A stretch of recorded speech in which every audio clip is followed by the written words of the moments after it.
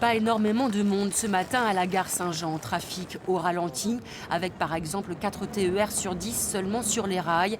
Certains voyageurs ont les traits tirés. C'est train en retard, train affiché qui n'est pas forcément présent. C'est se lever 2 heures plus tôt tous les matins, c'est compliqué quoi. C'est trop compliqué. Je viens avec les Blablacar. Je venais de Limoges. Ça fait 2 jours et c'est trop compliqué.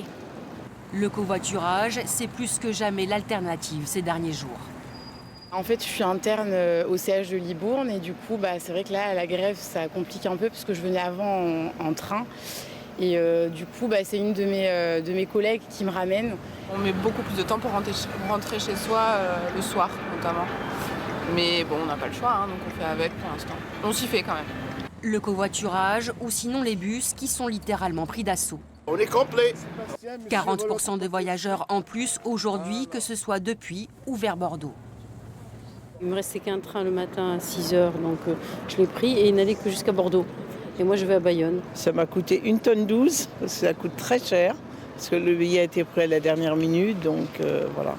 Des tarifs élevés, la société de transport se défend de profiter de la grève pour augmenter ses prix. Que les grilles tarifaires ne changent pas, elles ne changent pas toute l'année.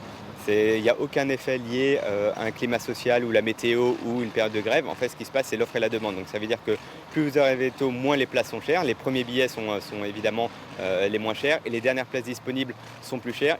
Dès demain, la demande va doubler en France et ce durant toute la période des vacances scolaires. 25% de bus en plus ont été affrétés. Pas besoin d'être bon en maths pour comprendre. Dépêchez-vous de réserver si vous voulez avoir une place et éviter de payer le prix fort.